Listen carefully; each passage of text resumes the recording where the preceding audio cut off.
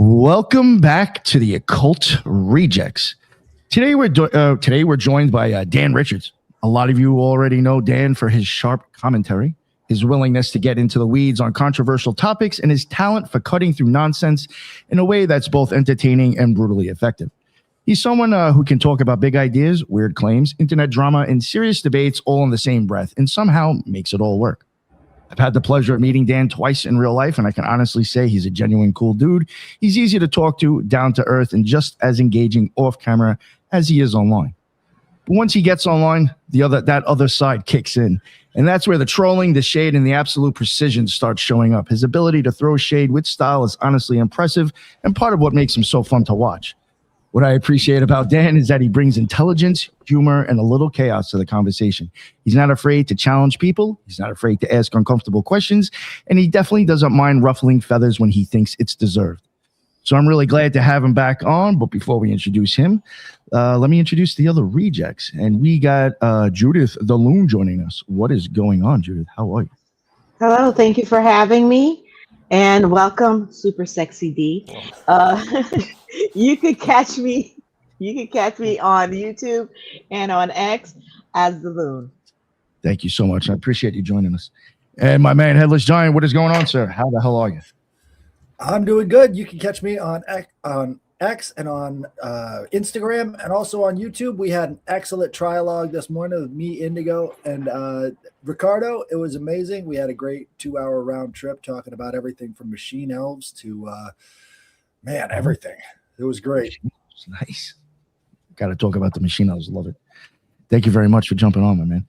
And we got Ethan Indigo. What is going on, sir? How are you? Great to be here. Great to see everybody. Nick, thanks for putting together all these great meetings of the minds. Debunking Dan, awesome to talk with you once again. And I'm Ethan Indigo Smith, easy to find on all the social media, several books out there, and more articles coming. And again, I appreciate being here. Of course. Thank you, sir. And finally, Dan, the man himself, please, if there was anything I left out, please let people know, or if you want to advertise your YouTube or anything. No, you're fine. The only thing I'd want to say is that May 1st through 3rd, we got the Quest for Ancient Civilizations Conference. I'm getting a little dyslexic there, sorry. But it's going to be me and a bunch of other people too. David Hatcher Childress, and we're going to have, I believe, Hugh Newman's going to be there. There's going to be a bunch of people there. That's I'll put a link down below on my channel. But yeah, I'm going to be there in person. You'll get to drink with me, yell at me, scream at me. Oh, Brandon Lee, man, I thought he died on the Crow. Holy shit. Sorry, I'm sure it's the first time you've heard that in your entire life. Sorry. Definitely the first time. Hello, everyone. But yeah, it's good to see everybody, and that's the only thing I wanted to plug. And yeah, let's just chat away. Yeah, real quick, that's the one that's coming up that you just mentioned. That is being done by Wandering Wolf. Yeah, by Wandering Wolf and Robert from WorldViewZMedia. It's in Sedona, Arizona, which is the hippiest of hippie towns. It's pretty wildly crazy. I'd never been there before. I went to speak with Graham Hancock there about a year ago, and I looked it up, and Sedona, Arizona is known for ley lines and vortices. So I'm like, okay, that is a fucking hippie town if I ever heard of one. So what do you guys have? Ley lines? Yeah. Okay, mushrooms, nice. But we don't grow here. Yeah, I just wanted to let people know. Me and Headless had the pleasure of going to the one in Phoenix, and that's I saw you for the second time, and yeah, highly suggested if people can make it. It was awesome event. Had a blast. A lot of great speakers and great people there. So definitely check it out if you can. But it was a lot of fun. All right. Well, hell yeah, it was. So I guess I don't know what I know. I wanted to talk to you about the second Sphinx, but I know there's also other things that you've been kind of going on about. Sphinx is fine. It's interesting. Yeah. So what is your thoughts on all of that? Well, I've always thought there is a second Sphinx. We'll start with that's funny. It's even no matter what your opinions are on it, it seems like alternate history people, almost all of us are like, there's probably a second Sphinx somewhere. You see it in all the stelas and everything, and then you have all this dualistic shit in Egyptian literature and whatnot. So it's funny that we have this search going on from our perspective, but you don't really say play on it. You don't really say you don't really see academics looking for the second Sphinx every now and again. But in this case, in this case, we have how do you put it? I personally still have the opinion that the second Sphinx is in the sky. I think that's Leo. But the SAR scan stuff, you know, I'm assuming everybody here knows it's proprietary. The software that they use to scan under the pyramids and to scan under Hawara and to scan for the second Sphinx, this is proprietary stuff. The scan data comes from the satellite. They access this data and then run it through the software. Without other people having the ability to use the software to verify it, it's, you know, it does have the trust me, bro thing attached to it. Yeah, I just one thing I wanted to ask you real quick. Sorry to interrupt. No, you're fine. I'll babble all day. Sorry. So go. No, cut me off quick. Now the people who are dealing with this second Sphinx, is that also the Italian doctors that found the stuff under the pyramids? Yes, it's the same technology and the same people. Yeah. Okay, Filippo right. Bionde was. I'm pretty sure it was Filippo that was on Matt Bell's podcast. Big plug to Matt Bell from Limitless. He's a stud and a half, and that's where he was interviewing Filippo, and that's where it took off.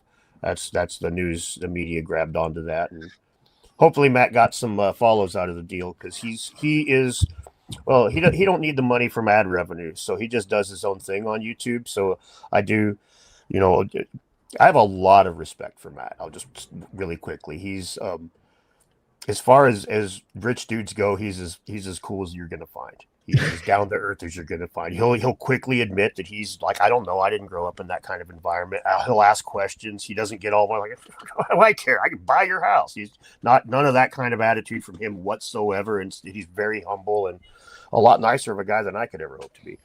Oh yeah, I met him at Cosmic Summit. I thought he was a really nice guy. Yeah, he's great. I actually didn't know he was loaded, and figured he probably wasn't by the way he acted. Yeah. He owns Bell Industries, which is it's not a publicly traded company, but it's like Ross basically. It's a closed, and they're like 30 states. He's got thousands and thousands of employees. Let's like put it that way, thousands and thousands of employees. He's hundreds of stores, right? He's during COVID, he was able, because he's like Chick-fil-A. He can just do his own thing. He doesn't have shareholders to deal with.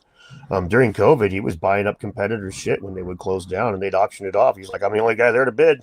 Take it. So. Wow, smart. Anyway, man. yeah, Matt's a stud. Yeah, Matt's a stud. He's super sexy. He's almost as sexy as me.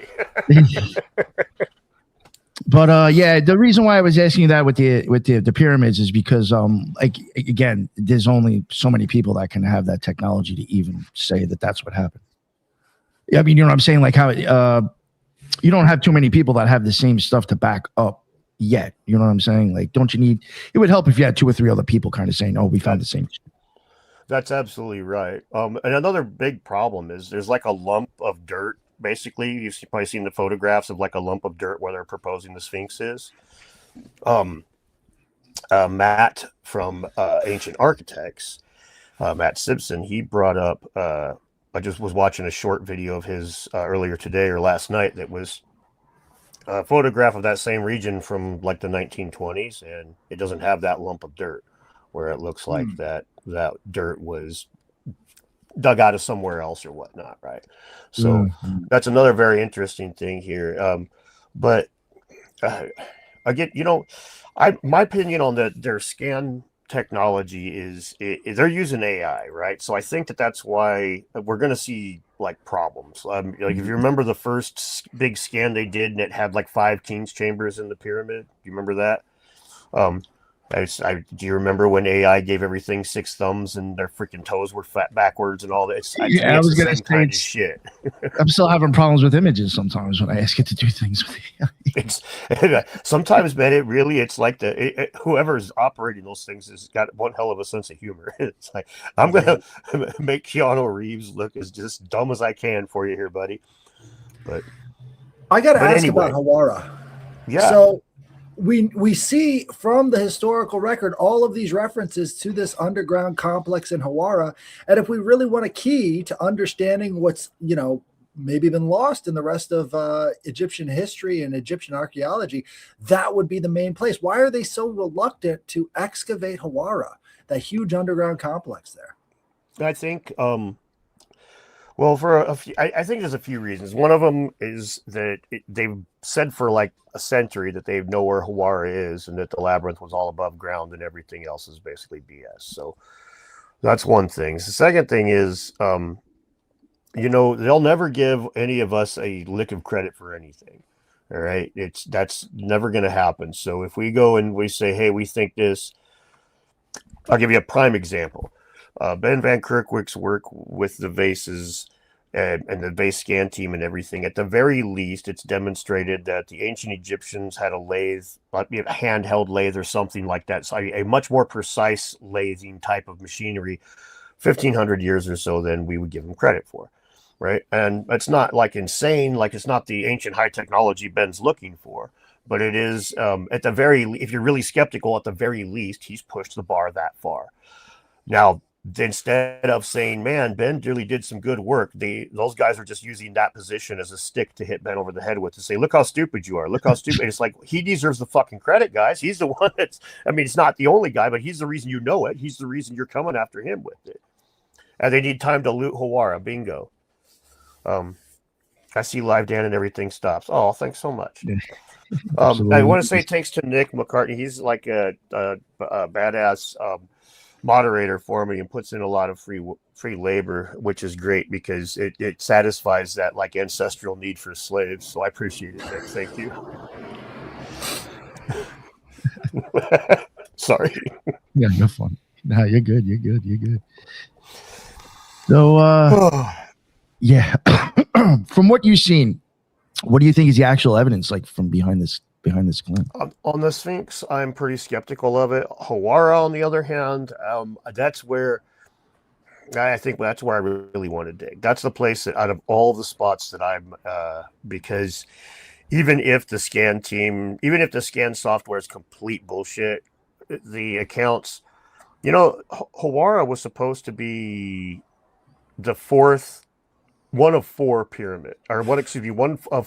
labyrinths. One of them being the one from the Minotaurs and all that shit on Crete, and then one, I forget what the other two were supposed to be, but there were four that I believe was Herodotus listed, and that they were all based on Hawara, and they found what they believed to be the one in Crete, but it barely really meets the standard of what's been described. So you wonder if it's if it's kind of a homage or a small pyramid, a mud brick version of the Great Pyramid, to draw an analogy, right? Maybe it's just a step down.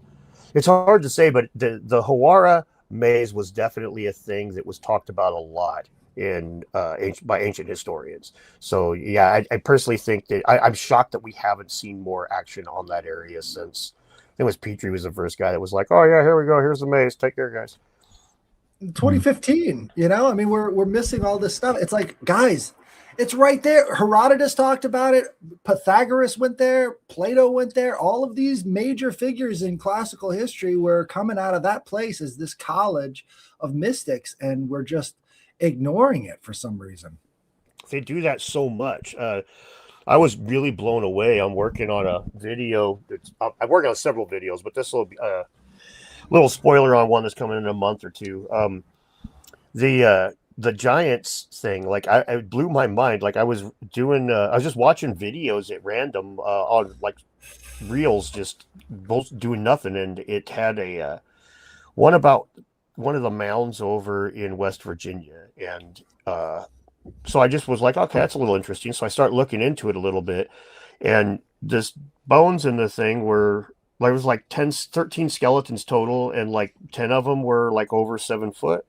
The guy that records this, it's like, okay, so at that point, you got to check the dude. That's immediately my next thing. He's like, all right, is this guy, is he Captain Giant Man? Was he a good scientist? What was his deal? He was a fucking great scientist. He was like really known for all kinds of shit. And like well respected in the field of archaeology. And this wasn't the only time he reported giant bones. And they're not like insanely big. I mean, 7 foot's not like so abnormal as to be, we have 7-foot people in the NBA today. It's just that I honestly think a lot of that probably had to do with a little bit of cultural indignation. It's like, hey, whoa. You can't have these engines being taller than us. That's terrible. Because the Smithsonian comes out and puts out a errata basically and says, oh, no, guys, that's not exactly what happened. These weren't giant bones. These were, he just mismeasured them. And that honestly is, the guy's a fucking scientist. He's really good at all these different kinds of things and drawing pictures and all this exacting labor, but he doesn't know how to use a tape measure. I'm just like, come on, you guys. And it's the same kind of thing here. It's like, oh yeah, Plato, Herodotus, these guys, oh yeah, they knew all kinds of stuff. Every now and again they were wrong, but that is bullshit. They just made that up. It's like, come on, guys. Not to kind of kill this and go back to where we were before, but there was another question I wanted to ask you. Yeah. You did mention the Sphinx around this. You think they're in the sky? Yeah, I think that Leo is the second Sphinx that when they reference. Oh, go ahead. Sorry. No, I was going to say anything like, what's like the reasoning? Like, is there anything else besides that makes you think that, or? Well, the sky ground dualism kind of thing, and you see multiple images of dualistic things in ancient Egypt, and one of them quite often is the Sphinx, and I think that's why a lot of people are looking for a second Sphinx. I mean, even on the stela, the dream stela right in front of it, it's got 2 Sphinxes back to back, right, like facing opposite directions. I could see that. I could see that. 6, 7. Sorry. No, fuck. No. We're gonna do numbers now. Yeah. Because the pyramids. I mean, I could see how maybe other things that they built might match stars or constellations. Oh yeah, it's there's actually. Now, this is one of the funny things too. There's a lot of people that are really skeptical of the Orion Giza correlation, and the reason is because of the 10,500 BC dating. That's going to put so many people off every time. But there's a archaeoastronomer named Vincenzo Orofino, and he wrote a couple of papers, in fact, that are discussing the Orion Giza correlation, and he found what he believes to be a 4th dynasty reference, like a correlation, but which may or may not be accurate, but one of the coolest things about his work is that he found a direct inverse correlation between the magnitude of the star, the apparent magnitude, which is how bright it looks from the ground, and the size of the pyramid. And it's not just star brighter, pyramid smaller. It follows a steady line that happens to be a very popular mathematical form in their construction over there. It's like his work was really interesting to me, and it was like the first archaeoastronomer that actually took Robert Bauval's work seriously and was like, okay, let's see what we got under the hood here. And next thing you know, it's like you have a scientific debate. You have maybe it's 10,500 BC. You have a guy say it's 4th dynasty. There's another guy that thinks that the star Sirius is involved. It becomes what it should be, as opposed to being poo-pooed out the gate, which it was through bullshit means. There was no way to go check in those days in the 90s when Robert Bauval first talked about this, late 80s, early 90s. There was no way to get online and go say, what was the star, what was the constellation that housed the sun in the spring equinox of 10,500 BC? You were beholden to fucking astrological books that you had to go buy at a hippie store that may or may not even care if it's accurate, right? But nowadays you can go Google it. So one of the things they said is, oh, Leo wasn't in the and it's like, well, it was on the cusp, so it was at the start of Leo, yeah. And the other one that they say is that it's backwards. It's backwards. It's 180 degrees backwards, except for, imagine that there's something drawn on this. There's 2 ways you can lay it down. Okay, so it's like if I draw 3 dots on my hand and lay it down this way or lay it down this way, they're going to be 180 degrees off from each other. And if it's emulating the sky, it really is going to depend on the convention. So for them to say, oh, it's backwards, it's like it's a fucking 180 degrees backwards because you chose the wrong convention deliberately. So the debunkers were lying about this 3 decades ago, right out the gate. They fucking lied about it.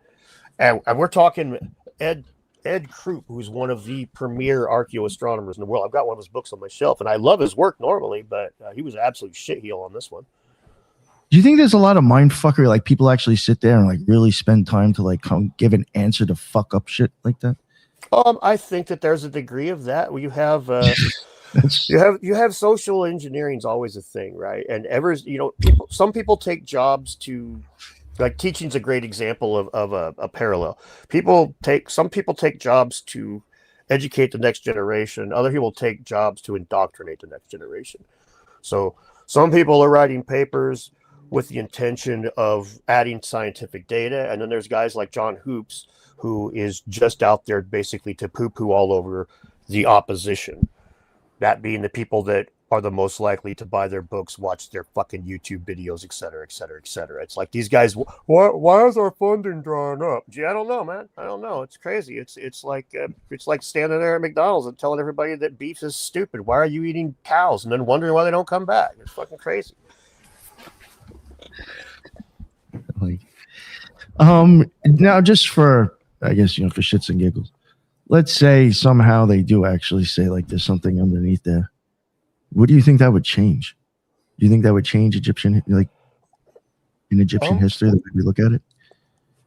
I think if they found a second Sphinx, it would absolutely change Egyptian history. I mean, that's the whole thing. They are so hell bent on keeping this timeline intact, and I don't understand that part at all. They really are.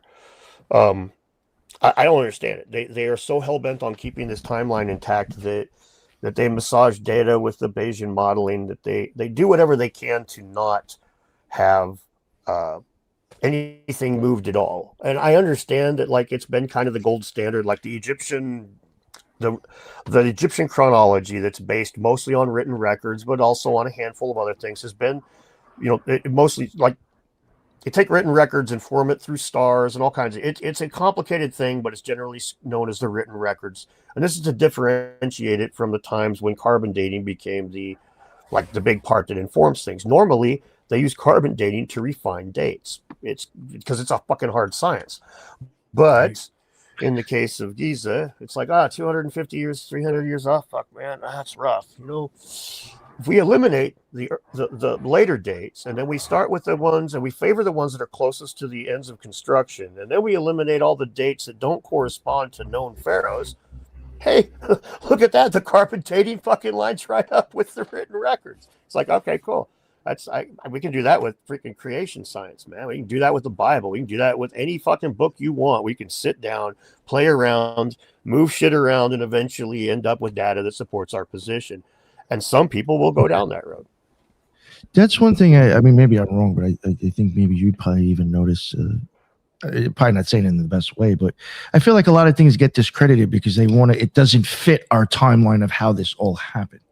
Absolutely. It's like that's always the reason. That's so many reasons why. And it's just like, can we just say maybe it's wrong? Like, what the fuck's the problem with that? Right. Yeah, hey, I got something. It seems like there's a massive problem with it because it doesn't co-align with the functionalist, mechanistic, Cartesian world that we live in.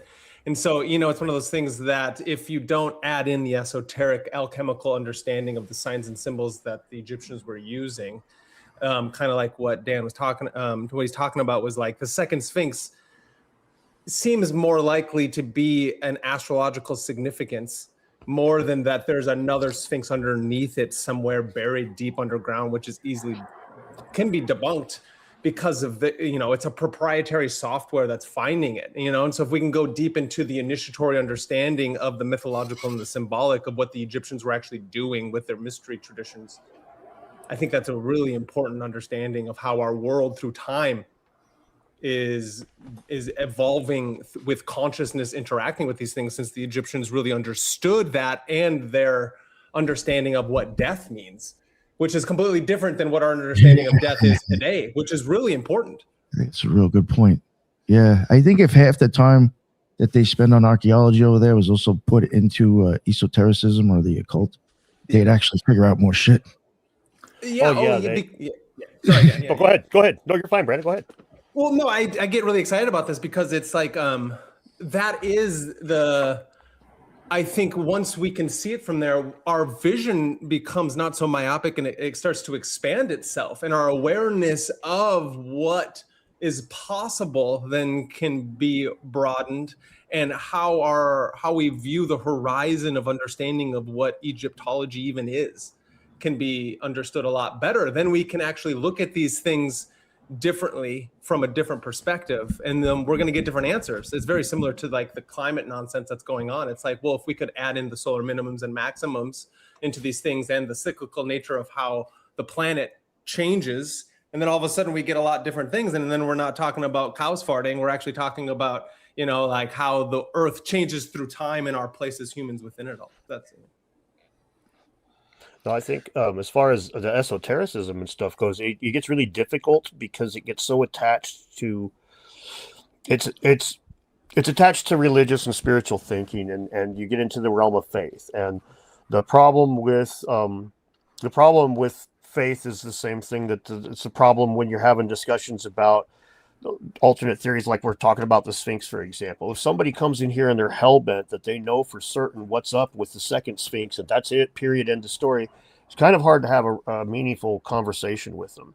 And the people that are the most prominent in the spiritual world tend to have that kind of I'm certain, I know I've got this, I'm informed from the higher power or whatever, and that rubs the more skeptical types of brains the wrong way immediately. It's just like, I know for a fact. It's like, dude, we don't do gnosis up in here. We do evidence.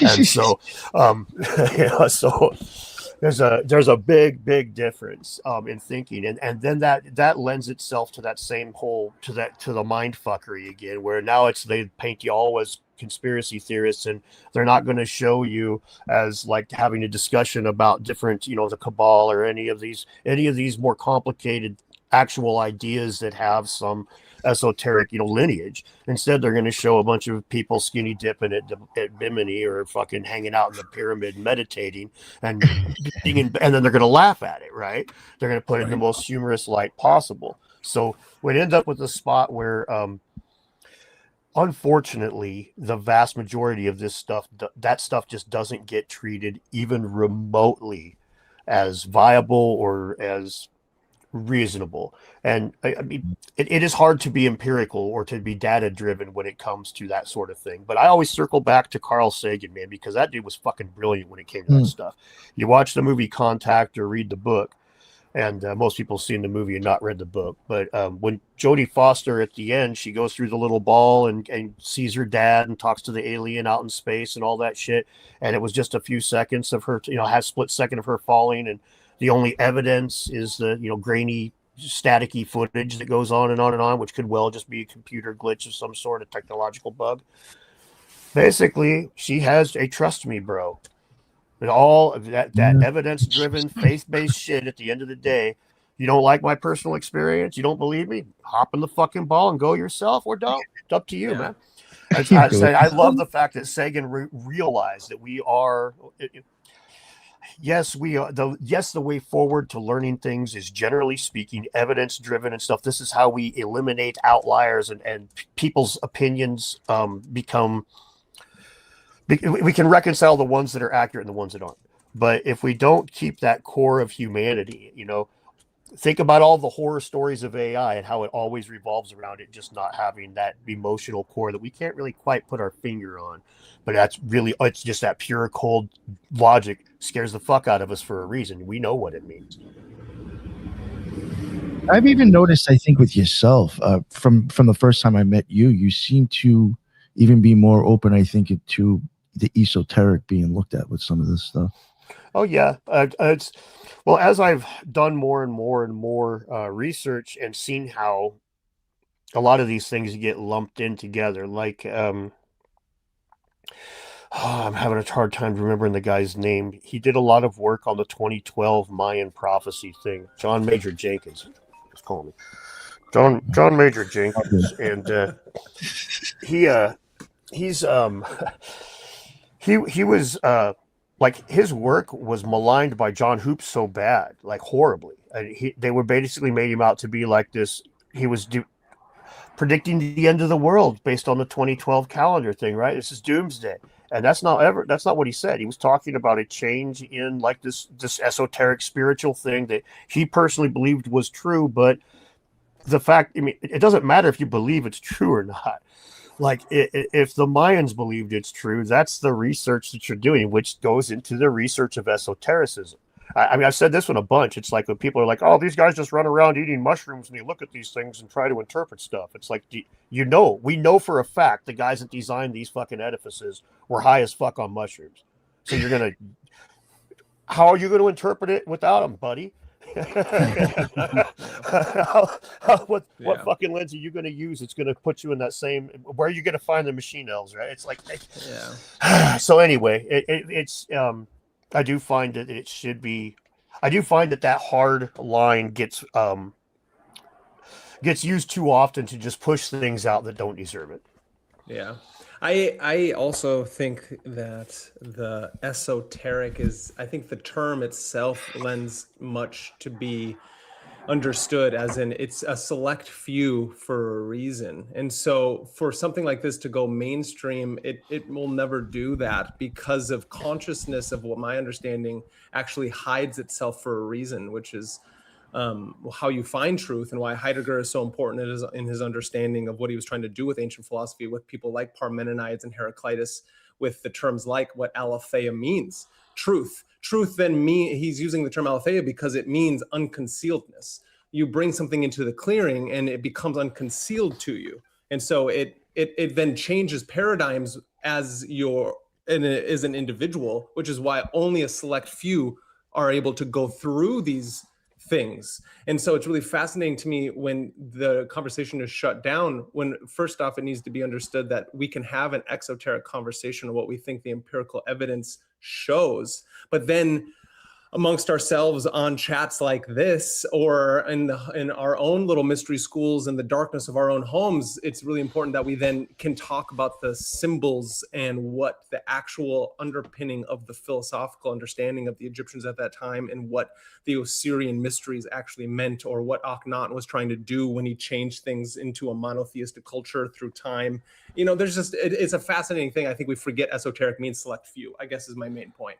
And that's a point to be understood, especially because I do follow the Gnostic informant a lot, and I think he's such a fascinating character because he himself forgets what gnosis means, and gnosis isn't for the masses. Gnosis is for a select few who choose to dare to will to know and to remain silent in their actions.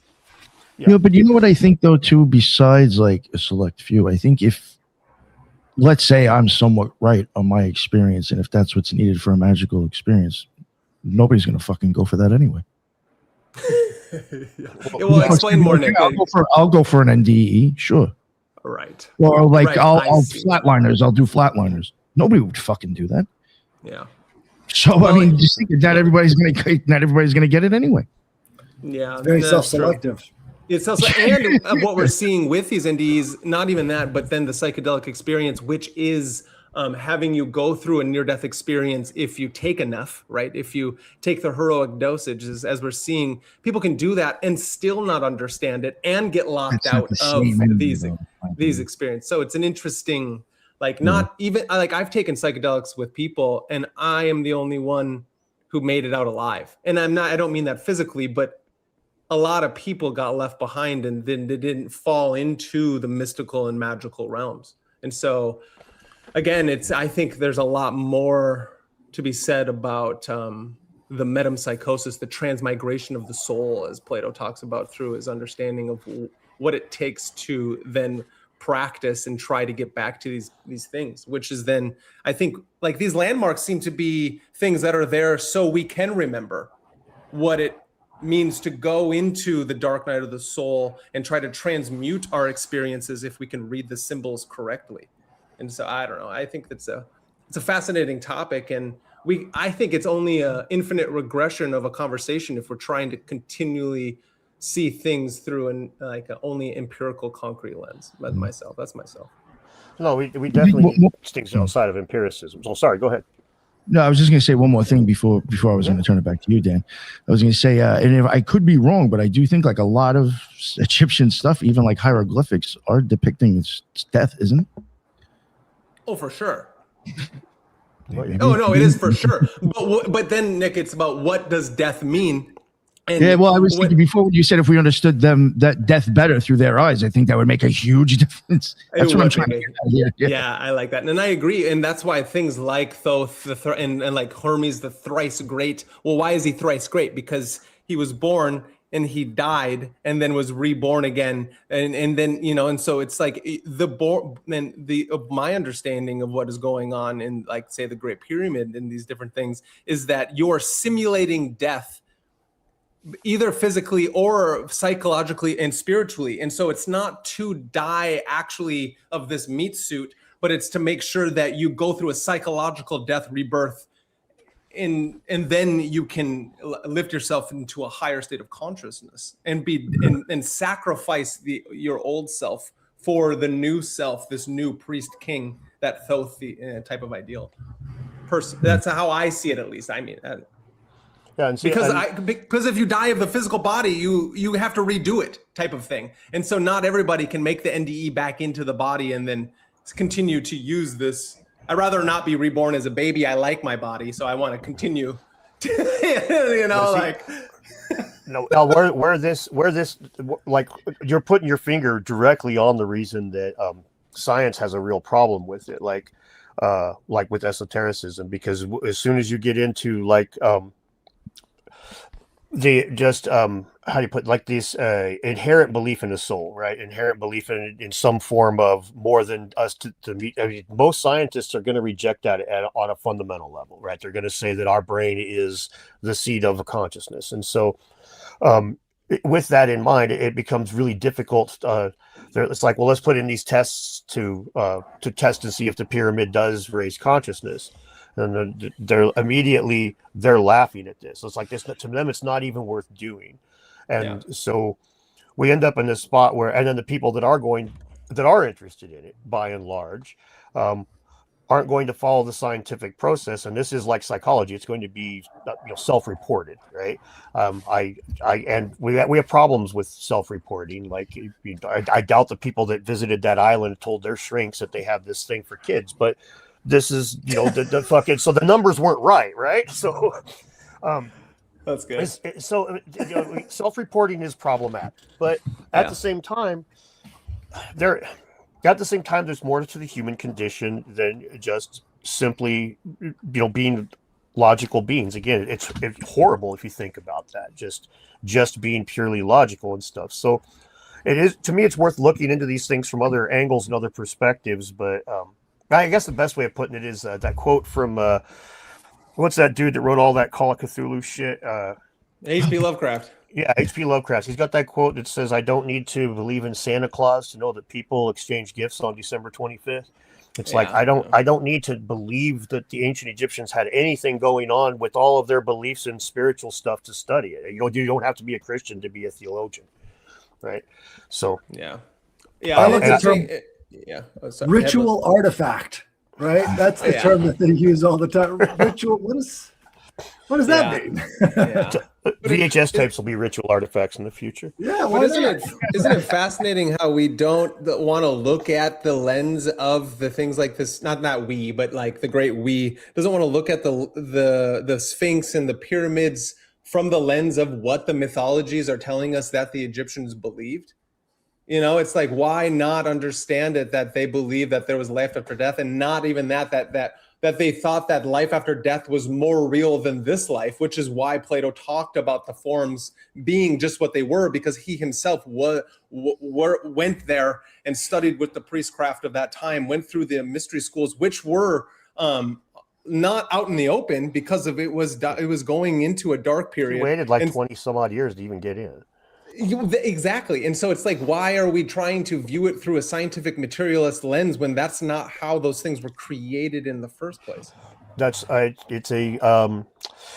it's a very real, very steady problem that you've seen with archaeology for forever. I did a video on the East Wenatchee Clovis site, which is it's got a bunch of really big Clovis points, and they're like expensive ones, and they were all reburied and put back in the ground, and that the whole deal with that site.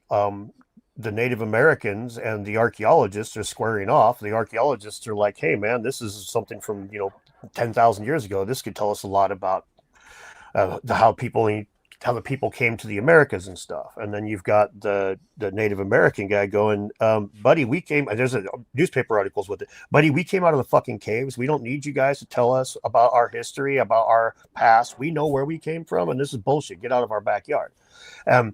You get archaeology is very much has always had this just inherent,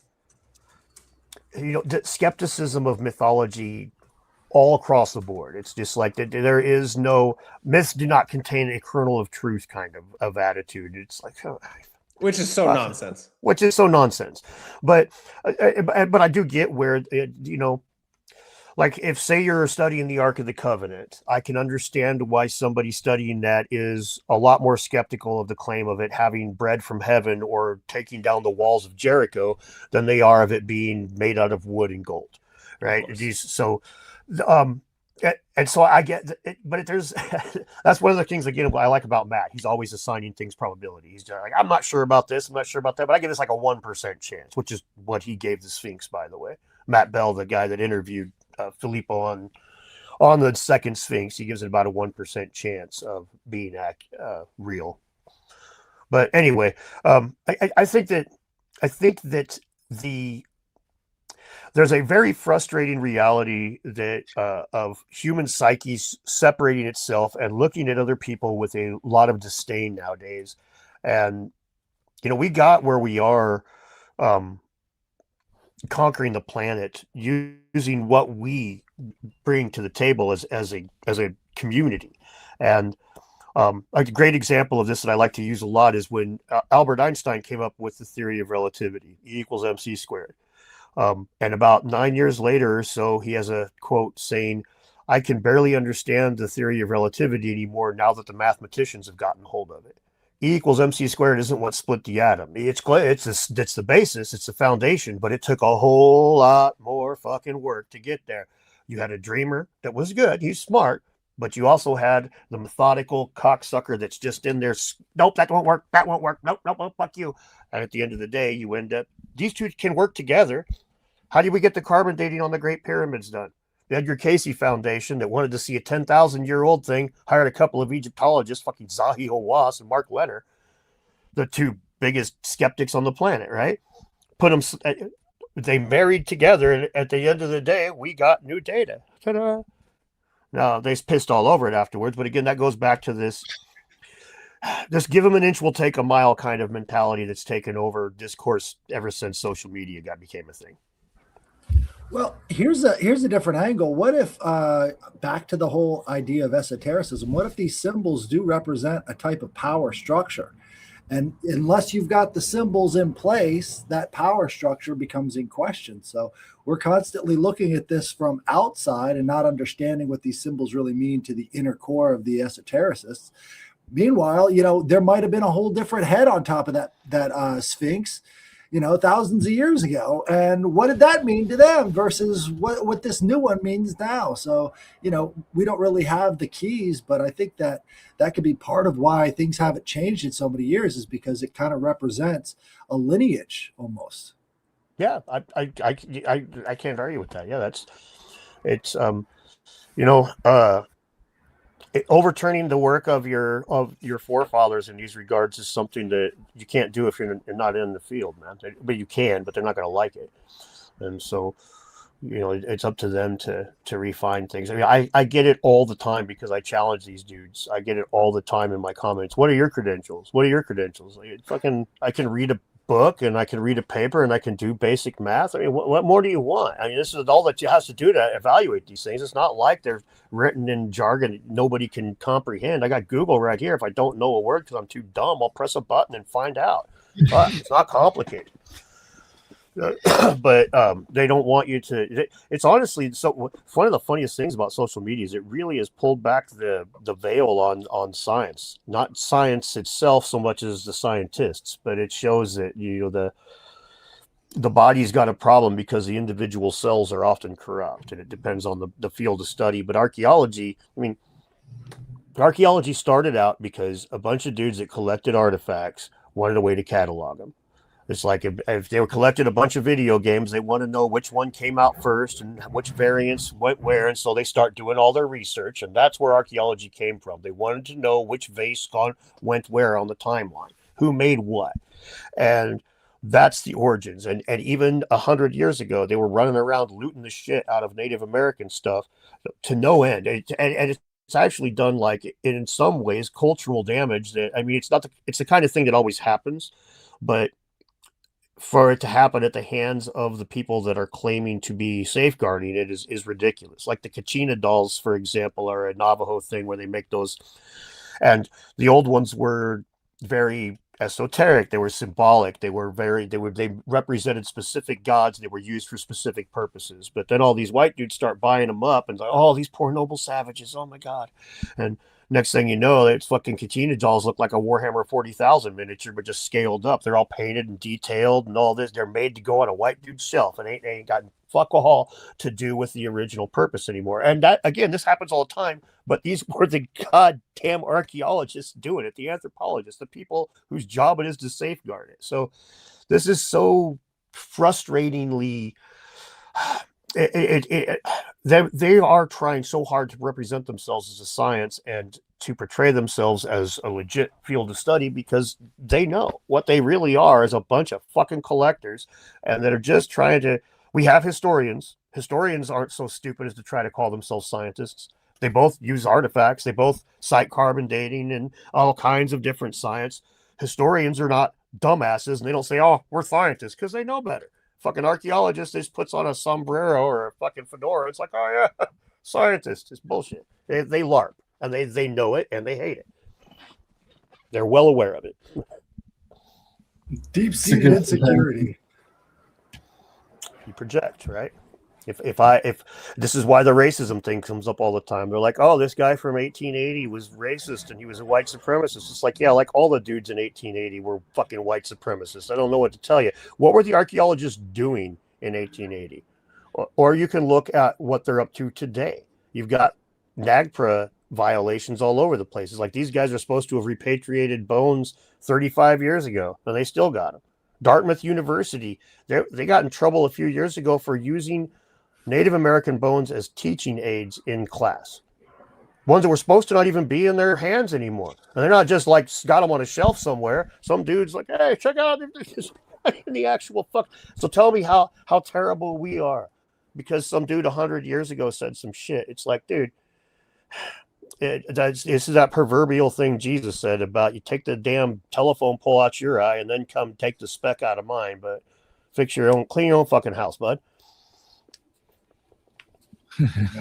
Yeah, I just quoted Jesus and said fuck at the same time. Sorry. That's all right. Sure, it's done all the time on this show. Hey, I want to say thanks to Nick for gifting out a bunch of channel memberships. You stud. Thank you. Yeah, I saw that. Very nice one. What was that spot that Headless you brought up before? The stuff the Hawara. Yeah. Hawara. Yeah. Yeah, so you got the bent pyramid, right? And then in front of that, supposedly, is this massive underground labyrinth complex. And, you know, it played a huge role in ancient classical history. And I guess they found some sort of scans that showed that there was an underground complex there, and they're not excavating. I heard that it was specifically because it was flooded out because of the dam. But I don't know if that's true or not. But you know, even if it was, you could pump that water out and still find out all these keys to the ancient world. But, you know, it wasn't just the Hawara underground complex that had a death penalty associated with revealing the secrets there. It was also the Eleusinian mystery schools. So we're talking about unearthing stuff from ancient Western history that comes along with, you know, death if you reveal it. So there could be a lot of that sort of same power dynamic surviving in the West. And, you know, it could be at these conferences too. Who knows? Yeah. The in Cusco, the labyrinth that they just found, they've known about this for over 100 years. They shit on a scientist about 20 years ago, a scientist, because he was attached to the Catholic Church, and he was coming in saying, hey, there's a labyrinth under there, and we found it with this ground penetrating radar. They told him he was crazy. Brian Forrester's got videos of it from 10 years ago. You could go 50 years ago and hire a guide for $2, and he'd run you around under the place, right? This was well documented by Garcilaso de la Vega. I'm sure I pronounced that name perfectly. He was a Spanish Inca guy. He was like a descendant of an Incan royalty mom and a Spanish conquistador father. And so his accounts are the best that we have from that time. And he describes the tunnels as like so scary that people tie a rope to go in, and they're frightening. Well, it takes 100 years after, 500 years from then before we finally find them. And then, 20 years after one scientist is screaming, here they are, mainstream academia is like, okay, yeah, right, here they are. I mean, maybe I'm skeptical, or maybe I'm just cynical, but there ain't no fucking way. They were just stealing shit out of there. They were looting it. They were taking every goddamn thing that ain't nailed down, anything that might be interesting, run metal detectors through there, the whole 9 yards, and then they're like, okay, yeah, open to the public. We got every shred of everything. Knock yourselves out. Check out this cool tunnel. Let's get some more money. Yeah. I mean, those cover-ups, like with Paracas, the skulls down there, Rockefeller bought 4 of them in the 30s, paid $40,000. He displayed them in the Met. He displayed them in the National History Museum in New York City. And he repatriated them, apparently, to Peru later on. And, well, the Peruvian government, they don't know which ones they are. They just, we just jumble fuck those in with the rest of the skulls. Who knows? Photographs of them being displayed in the Met or the National History Museum are non-existent. Photographs of those skulls are non-existent. You can't see. When there's like 600 or so bundles, if memory serves, down in Peru of these graves with elongated skulls, these grave bundles, Rockefeller cherry-picked 4. Those are the 4 I want to see. Those are the 4 I can't see. And they're trying to, the idea that they were jumbled back in with the rest is bullshit. I think what happened was they never left New York City. They probably just ended up in other collectors' hands. Like, Rockefeller's like, we're going to repatriate these. And so they're just like, send them. Or maybe Rockefeller just fucking kept them and pretended that one way or another, there's some fuckery going on. And this happens so often with just anything that's interesting or cool, that when it really gets to the point where you're like, I wonder what's going on with that. Sorry, can't look a second time, buddy. Nothing to see here. Even the cocaine mummies, they won't let anybody access them a second time. It's like this. And so you end up with the skeptics going, well, if they won't let us look a second time, God damn it, everything. Very true. And it's gone. It's that old meme. But it seems like any supernatural object gets treated with supernatural irresponsibility. It's like, how could you be that stupid? Well, maybe that was the point. Exactly. It's so frustrating too. You see the more, like you say, the more supernatural it is, the less likely it is to be treated with any sort of actual reverence or anything cool at all. It's frustrating, but it's indicative of the kind of way they look at. I mean, the term pyramidiot, which I love that term, but it's very insulting, and it's old, man. It's been around for like 100 years. They've been calling people pyramidiot a very long time. So they don't. Again, we got those. To go back to the Einstein metaphor, we got our dreamers and our skeptics are no longer holding hands and seeing kumbaya in any meaningful sense at all. And so this is humanity basically cutting its brain in half. It's like, well, fucking let the artists do their thing and let the skeptics do theirs. And it's like, well, that's not how we conquered this planet, is it? That's not how we got man on the moon, is it? We had some dreamers like, fucking, it would be cool if we put some dumbass up on that rock. And then he gets skeptics like, oh, fuck me. Really? This is what I got to figure out now? Okay.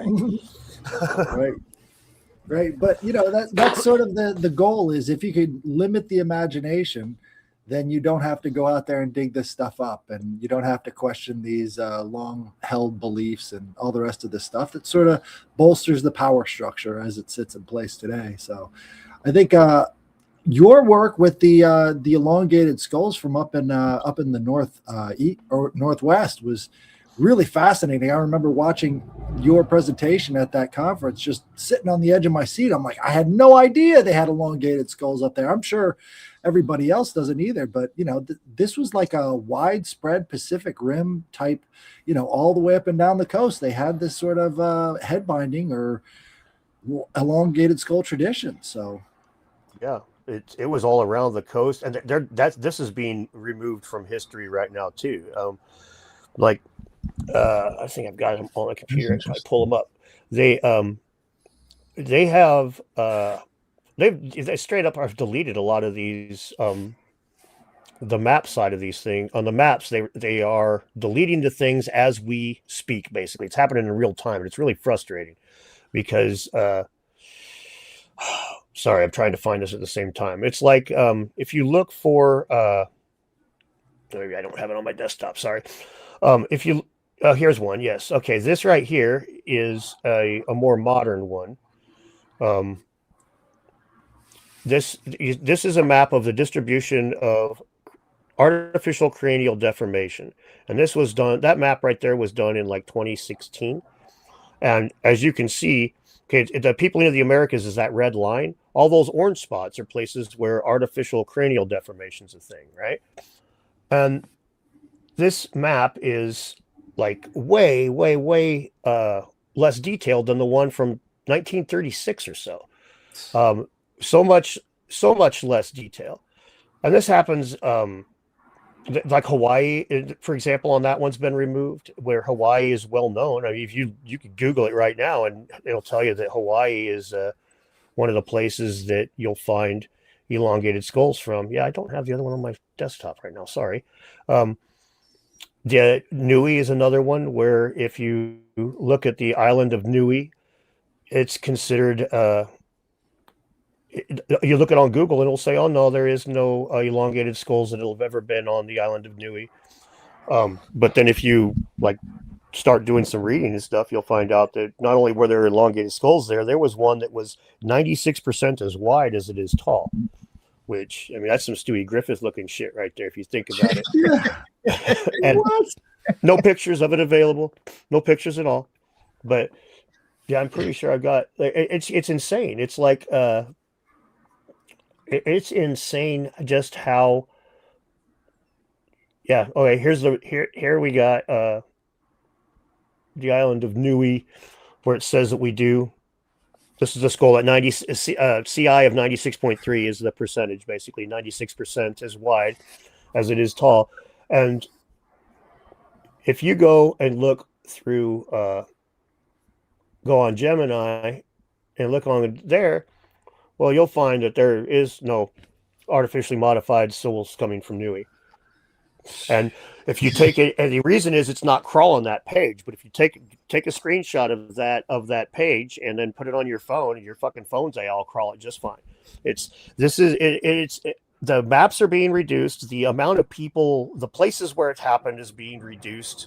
The internet's slowly erasing these things, and access to photographs or even drawings are gone. And it's fuckery. I don't even know how else to put it. You look at how widespread it was all across the coastal regions. It's like, well, gee, ancient seafaring civilization, anyone? I mean, it seems so patently obvious, and that's why they have to. And I don't know why they care. I really don't know why they care that much about some ancient skulls, but they sure as fuck do. Yeah, what do you think it is with obviously something with location if it's always on the coast, right? I think it was. I mean it's they were in contact. I mean, that would be the first thing, right? They Something is. bump around the coast. I mean, if you bump around the coast of the world, it's not going to be that hard to circumnavigate the globe. Besides fighting with people along the way, if you stay on the coasts, you do all right for the most part.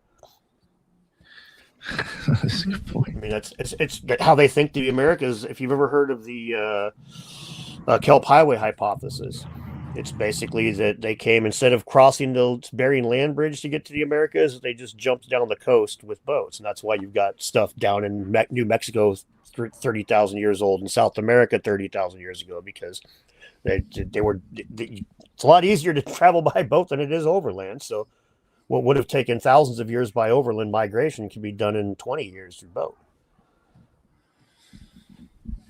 Absolutely. Yeah. Anything else with the elongated skulls that you wanted to talk about? Yeah, there's the amount of structures that you see alongside of them is quite often compelling. It's telling. It's like you see these megalithic architecture quite often, not always, but quite often in places where they are. And then you get up to the Americas, and you don't see those megaliths. But there's rumors, man. You talk to the old timers around here, and they tell you stories that their dads told them and stuff. And there's all kinds of goofy things that I'm going to go check it out. Like one area for sure. There's 3 areas that I want to have access to next time I go. One of them is an area where it looks like there was an old structure and stuff. Local paintings and stuff show this structure, and then a Google satellite image shows that there's a square left there. So we're going to go check that out. There's also supposedly a bunch of ancient tunnels under the town of Longview. So some of that, it might just be people confusing, infrastructure and bomb shelters. Who knows? So, but I've got potentially got access to those. So. And then the one other thing that I'm going to check out next time I'm over there, which I'm so skeptical of, but we'll see if it pans out. Somebody's claiming that they know where Mel's Hole is. If any of you guys have ever heard of Mel's Hole. So every time anybody ever goes to look for it, they always come back and say, fucking, I don't know, man. I don't think it's real. So I'm going to go take a look. We'll see if this is just, somebody wants to get on my channel for 15 minutes, and then I'll have to dig a hole to shove them in if that's the case. But it's not. Hey, I created. What's your name? It's fucking Mel now, because that's Mel's Hole. But yeah, we'll see. And the megalithic stuff, the markings, like you guys probably know the candelabra of the Andes, that big ground. It's like the Nazca lines, except for it's the one. A geoglyph. There's the word. It looks like a candelabra, right? Kind of like a burning stake, and it's huge, and it's visible from about 12 miles out to sea, and it's like 5 miles from where those skulls were all located in Paracas. So if you assume that there was connection between this culture, that like I showed you on the map, where they could have been jumping all over the place, that candelabra is a pretty good, old school kind of lighthouse. Hey guys, park your weird skulled asses over here, and we'll trade, right? So a lot of those kinds of things I end up looking at and thinking that we have signs even now with DNA. It's so funny because when the first ancient apocalypse comes out, all the skeptics are like, well, you need DNA to prove any of this, and now it's like Easter Island has DNA from South America, no question. There's Polynesian DNA in South America, and there's South American DNA in Polynesia. These guys knew each other. They might not know each other all the time, but they definitely were in contact enough that we can find traces of it today. So, we really need to look at things a lot differently. Thor Heyerdahl was demonized for implying that there was a connection between South America and Easter Island. And now it's like that's standard archaeological accepted scientific fact. It reminds me of something Headless and Ricardo and I have been discussing, mainly at Ricardo's direction, on how that there's this massive amount of copper that couldn't have been mined from the old world. That had to, seemingly, one could deduce that there was so much copper that a lot of it had to have come from the new world, and that they've spent a lot of time hiding connections of seafaring groups, maybe because of the restriction on resources and the benefit that one can get by having this knowledge of where to get the copper and so forth. So I wonder if that is maybe connected to maybe why they might want to eliminate the idea of seafaring groups. That may well be it. It may be, that could well be associated. The copper mining stuff is always interesting to me because it's one of those situations where you'll see them make all these estimates. You've got, modern geologists that will make massive estimates on, what came out of the hole in the ground and yada, yada. But then you start asking questions like how much copper, and it's like, well, we don't know well enough to say whether or not, how much copper came out of the New World. We don't really know enough to say a whole lot. And they get really vague with it.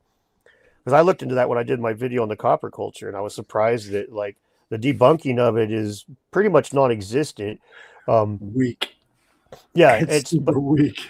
It is. It's super weak. And there's the real problem there. It's like some of those artifacts to me, like when I look at some of those artifacts, I see clear like Mesoamerican influence, and that's accepted in certain parts. Like you go down to the south, they'll say, oh yeah, these ones are probably part like West Virginia and those mountains. So, oh yeah, these were probably part of, influenced by Mesoamerican stuff. And then it's like, okay, but you look at the similarities between this conical mound where they buried a bunch of dudes in it with one central burial like a royalty, then like the Mexican pyramids, which they'll tell you were ceremonial centers, but most of them also had one royal burial in the center of them. And then in the old world, where a lot of the pyramids were used for burials as well, it's like, I mean, yeah, you can say that pyramids are just the easiest way to stack rocks, but why is it that everybody wants to stack rocks on top of their body instead of burying it underneath? Or it gets attached to very specific ideas about the soul. To return to what Brandon was saying, which again is why I think the esoteric stuff has value, even if you don't believe in any of the spiritual aspects of it.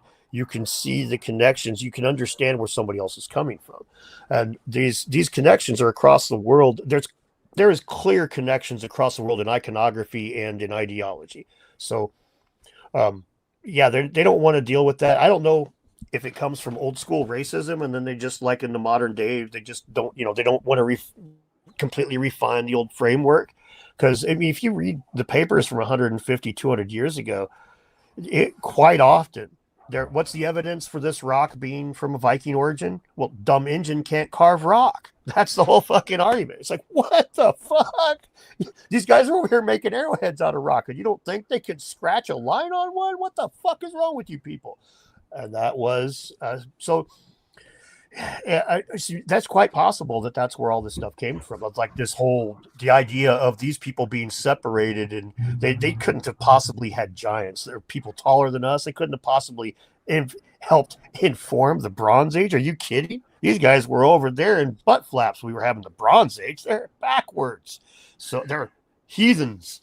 So yeah, I think that's quite possible. I think if you look at the formation of the country and you look at how obsessed the founding fathers were with mounds, digging them up, finding artifacts within them, and then what do we find? A farmer dug one up and it's got this certificate of ownership in the middle of this mound. So, if you look at the Scythians and their burial grounds, that was their holy site. That was their holy property. And when you think of all of these mounds as being markers of holy property, then it gets into a real estate debate. And they don't want to have that real estate debate. So they're not digging these things up to find out what's really in them, because if you do that, you might find the owners. And you don't want to do that. So, they're not going to be passing on this land to anybody else. That's for sure. Oh, yeah. They've destroyed the ones that they destroyed, like, so many of them, it's ridiculous. Like St. Louis was known as Mound City originally, and they just raised them all, just flattened it all out. But by the time you get over here to the West Coast, when a lot of these places were being settled and stuff in the early 1900s, a lot of these cities were being built. There was already laws against, you couldn't just go in and destroy a Native American site like you could 100 years before, even 50 years before. So a lot of these sites were protected, and as a result of that, it's one of that disconnect that white collar folk often have from the blue collar world. Oh, we'll pass this law and it's going to stop people from from destroying indigenous sites. It's like, no, it's going to facilitate it. I'll give you a perfect example. I have a friend that worked in a mine in Tennessee, worked in I think it was a coal mine even, but he was told if he saw arrowheads, any artifacts, you just put it in your fucking pocket and get it out of there because they'll shut the whole goddamn operation down. So same kind of thing here. It's like there's areas where there's one spot that Native Americans had about 3,000 elongated skull burials on it when Lewis and Clark came through. And then a dude came through about 10 years later, and when he came through, his men had a camping fire that accidentally burnt the place, and he lost all those burials and stuff. They're just gone now. And then a gravel company slowly mined that thing away, and everybody was trying to buy it from them. They wouldn't sell. Oh, we got this quality basalt here, and there's basalt all over the region. It's fallen off the hills, but they raised it all the way to the ground, and you can't even still go stand where that thing was now.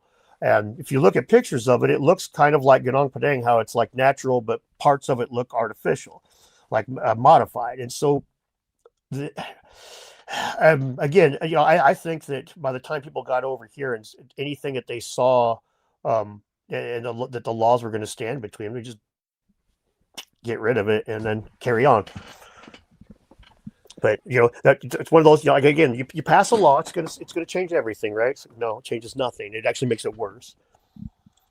Yeah, to add on to kind of what you guys were just saying about how they come in and they shut shit down when they find things like the arrowheads and things like that. I'm not going to tell you where I'm at, but what's nearby me is an area where they've dug a bunch of shit up, and they have found not only tons of old arrowheads, but they've also found old bison that are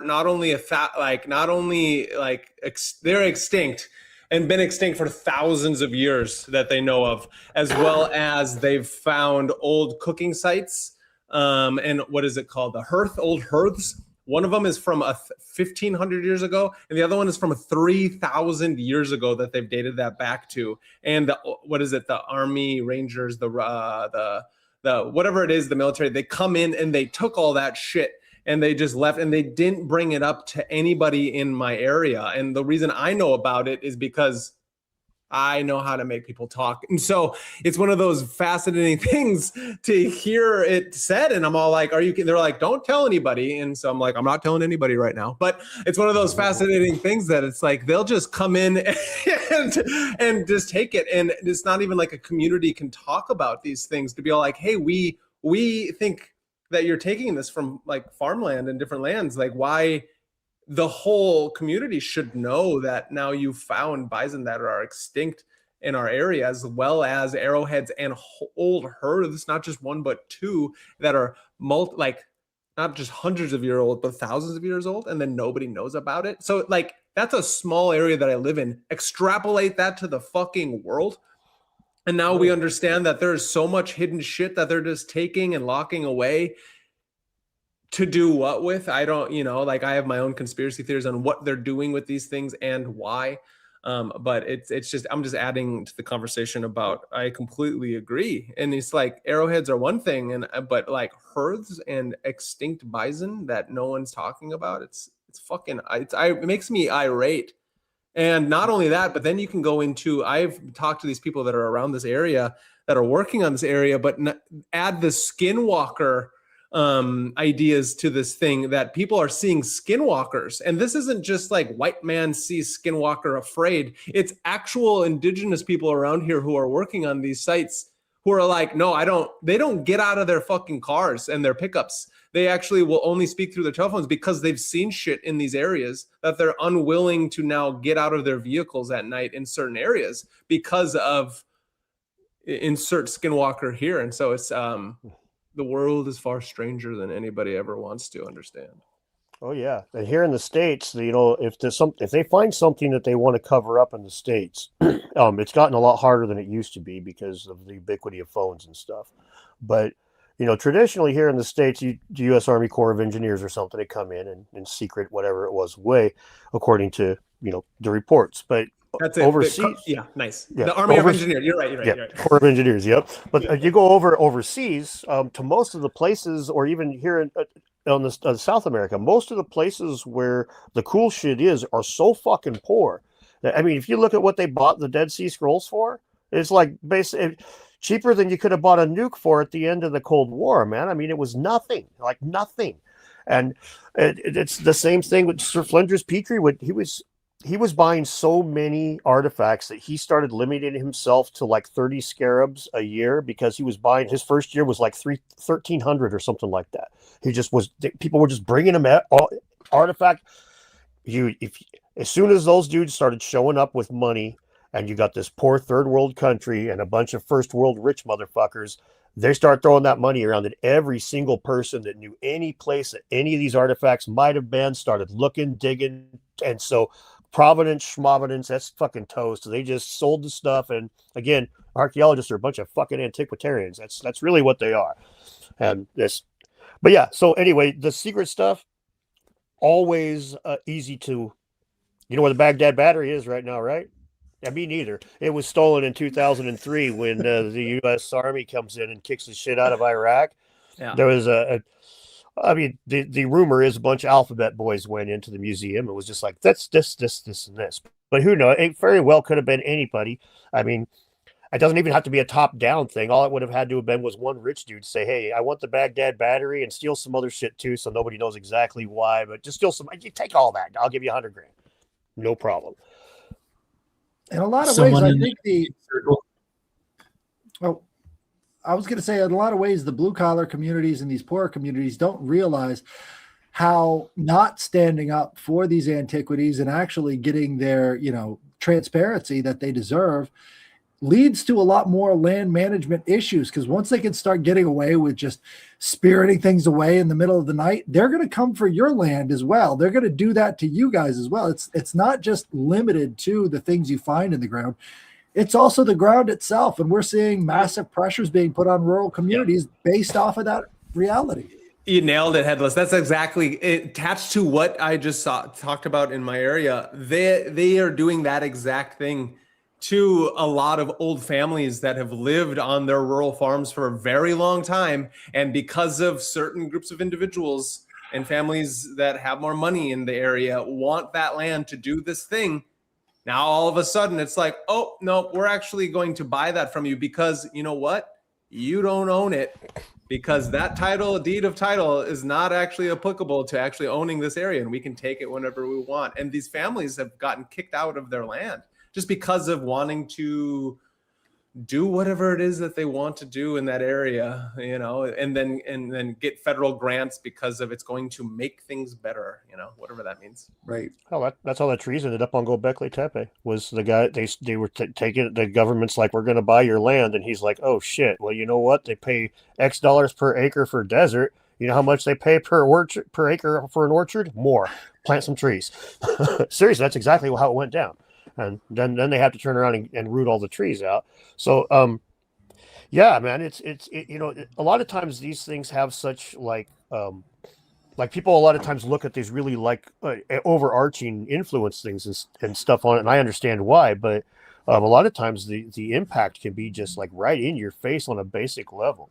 Like when I was in Scottsdale in December, we were one of the questions when I was on the panel with a bunch of guys from Ancient Aliens and stuff, and a bunch of cooler people than me.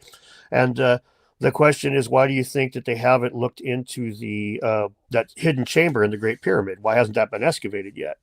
And the answers that are coming before me was things like, the government has already looted all the stuff out of there. They've already got the technology that there was to be taken, yada, yada. And by the time it gets to me, I point out that Zahi Hawass said that, that no matter what bad is happening in Egypt to those New Age people, they will come. He's talking about Arab Spring and the loss of tourism revenue, and how the Pyramidists just didn't give a fuck. They just kept showing up anyway.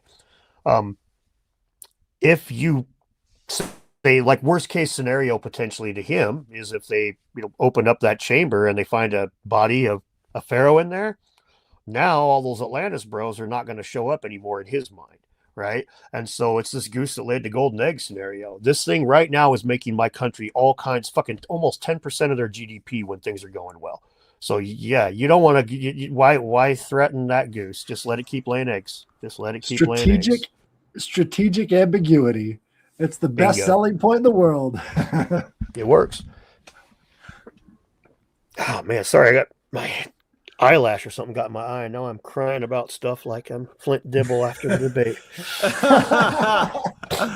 Yeah, that's hilarious. Yeah, I think it's fascinating how we're talking on these like small levels and big levels of like people taking things and not telling other people about it. But then you get on these massive levels. Just think about, again, like you just said, what is all the shit that they're taking and not telling us about the pyramids, about the Sphinx, about all these things, and then about what's going on with like, okay, we're getting this information about these structures underneath the Sphinx and underneath the pyramids and these things, but it's all about what is in the unconscious mind of the human psyche is the same thing as what's in the unconscious mind of our history.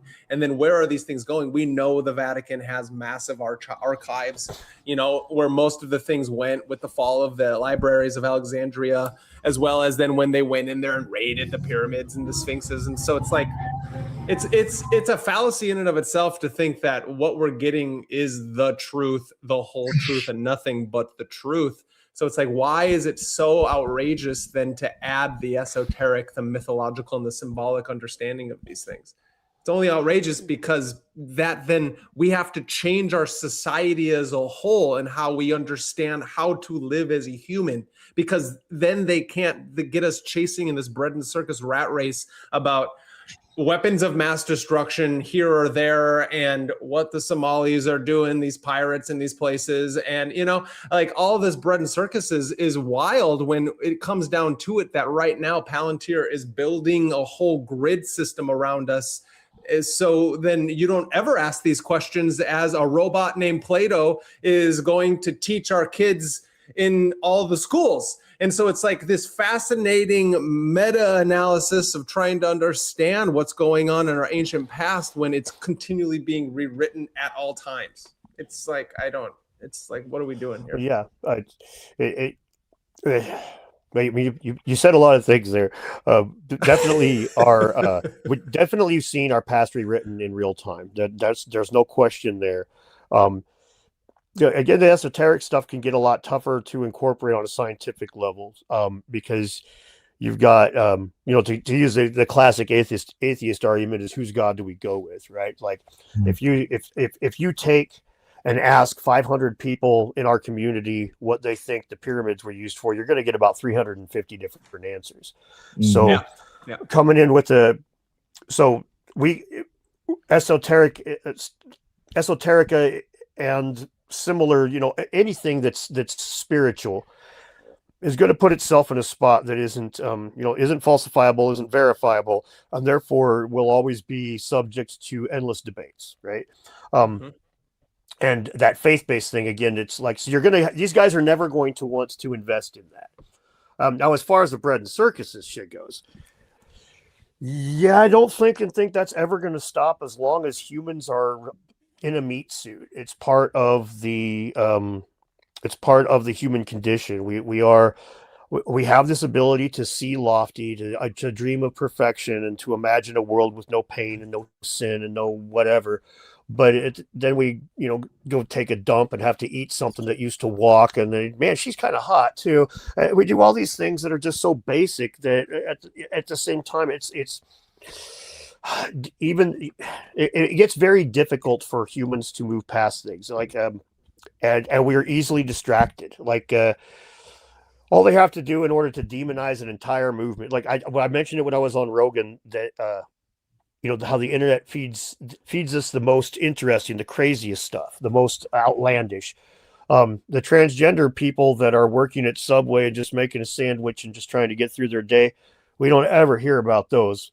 But that transgender person that went into GameStop kicking shit around screaming, "It's ma'am!" Well, we fucking all saw that. Yeah. And so this is a real easy, it's easy psyop shit, and it's never, ever, ever going to stop. I mean, as long as magicians can play sleight of hand games, as long as that fucking 3-card Monty works, this kind of shit's going to be a problem. And Yeah. even more so because social media has made us fucking socially so thick, and so it's this or it's that. I can't believe I had somebody tell me not to body shame people because I was calling Professor Dave Tubby. It's like, if you had the fucking words that come out of that man's mouth, that fat piece of shit, fuck you. Yeah. I'll call him way worse than that. But don't body shame. It's like, man, one size fits all rules. Great. Yeah. And it goes down to myself is what I'm constantly trying to push. My propaganda that I'm trying to push is become your own magician. And that's the only way to counteract the sorcery of the dark ones. And I think that's exactly then what is being hidden by the academic institution and the scientific materialist is that we are our own magician, king, lover, warriors. And I think the big psyop of this no kings nonsense that's going on, which I then also agree that the fucking global techno parasitic class are just that. They're trying to raise themselves up as the higher Anunnaki bloodline families. But the idea is that if instead of no kings, how about everyone become your own fucking king? Everyone become your own queen. Exactly, Judith. It's like, I don't understand this nonsense. I want to figure out who's running the Hermeticist website, because they're putting Aleister Crowley's image with an image of no king, and of all fucking people who's telling us to become kings, it's Aleister fucking Crowley. And so if this guy's watching right now, I hope he hears me and he can come at me whenever he wants, because that's fucking nonsense. And you're changing history again and making people believe that some fucking nonsensical movement, which is being produced by the Walmart woman and these other oligarchical technocrats are trying to push this somewhere. It's like, what the fuck is going on? And so, sorry, I've been thinking about this a lot. So this has nothing to do with you, Dan. I can tell. But I'm going to be doing a live stream about it soon. It's like if we all become warrior magician kings, then nobody can rule over us, and then we're all stars. That's like, I don't understand it. That's what the Egyptians of the world are trying to teach, and that's what we're all trying to become pharaohs. It's even part of the Yad Vade formula, the king and the queen. Thank you. Exactly. And that's why it's esoteric, and that's why it's like they try to admonish us and they make the occult bad. It's nonsense, because the occult just means hidden, and this shit is hidden for a reason, because it's put in the hands of the dark sorcerers, and they don't want anyone else to know about it, because if you know about it, and then you can't be controlled. But when it comes to sorcery and magic and that sort of stuff, there's one of my. You guys recently see that fruit fly thing where they scanned the fruit fly's brain and they dumped it into the physics engine? Okay, wild. So that gets into the whole thing of, is this all just a simulation? Are we all living in a simulation like this fruit fly? And so here's my question. Here's my little weird idea: is if this is a simulation, it's been going on forever. Maybe magic was just a shitty. Like maybe there was just some shitty patches that needed to be made, and if you like wiggled your finger in the right direction, jumped up and down, you could clip through the wall and fucking end the speed out of your video game quicker. And so they've patched it over the years. We still have all these people telling us you got to do this stuff, but you just keep running into the wall now when you try. I could be wrong about that, but I mean, I don't know. That fruit fly looked like he was fucking living a pretty good life, man. Running around that Nintendo 64 world. Those elongated skulls make very interesting resonant chambers. And I think that's not something that science is ready to deal with. But, maybe they were using them as tools in some sort of way. And they did have these things tuned to certain frequencies. So what are we actually looking at when they're elongating a baby's skull? That could be that's their position in life. That's sort of how they determined these things back then. So you're born into it. That is an interesting that you mentioned that, because like one of the episodes that I have coming out where I get like more into like the whole residence inside some of these like massive structures, there was even stuff like academic stuff where it even talked about like some of these places, the vibration literally will affect like your skull and your bones. And like, what if there was like a certain key that your head had to be in to actually pick up that signal? I mean, who knows? I'm just going with crazy shit. But I mean, again, the resonance would be different on someone's fucking head like that than ours. And technically, everybody's got a different resonance for their own skull. So How does that affect thought? Oh yeah, that's it's an interesting thing that the Native Americans and all over the islands, pretty much almost everywhere, they believed that modifying your skull was like a good thing. It made you smarter. It made you more in tune with the gods. Something. It was a good thing. It was done for positive reasons. But we can't test these sort of things today, which is kind of bullshit. We should just clone some people and squish their skulls until we're happy with what we got. They got no fucking rights anyway if they're clones. We can bend their feet while we're at it and see how that works, dude. Just do it all. It's my clone. I can do what I want with him. Yeah, make it a clone of me so we can harvest that fucker's organs too. Mine are about shot. I mean, that's a movie. That's that movie, The Island. If you haven't seen it, that's definitely there. And so I don't know, man. That's a tough subject. I think maybe you battle it out with your clone, and then whoever wins is the real person, and then they get tested on. Well, then I'm fucked then because my organs are all fucked up. My clone is gonna be all like nice and fresh, no alcohol. Yeah. Well, then I'll it means that you about have half to an work. hour. I just want to let everybody know about half an hour. I need to get off here. So. Oh, okay. No, I was going to wrap it up. Just soon. letting everybody know. So Yeah. I don't just bag out after somebody says something. I was wondering if you looked into the, for lack of a better term, the extraterrestrial alien mummies. And the tridactyl ones? A little bit. I'm sorry? Yes, the tridactyls and so on, yeah. Yeah. Although they're interesting to me. It's the problem with Peru again. We know that they got a lot of corruption with the elongated skulls and stuff already, and they're not letting many people put their fingers on these. It's just kind of keeping them in house and generating revenue. So I end up being pretty skeptical of those sorts of things. It's a very I would like to see something like that be real, but those do not look real to me. They look fake, and you can't access them unless you're one of the cool kids is a serious problem. That always bothers me, unfortunately, because if aliens have visited Earth and we have mummies of them and stuff, they would quite certainly be the kind of thing that would be very valuable and well preserved and stuffed in some rich dude's closet or whatever.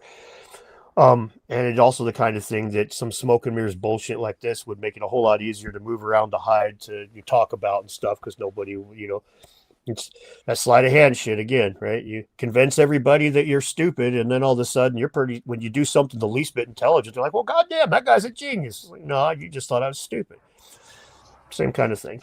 So I'm pretty skeptical of anything that comes out of Peru that they don't. And it's not because I hate Peru. It's just I've researched their archaeology a lot, and man, it fucking, you go down there with $50 and you're going to get some artifacts, buddy.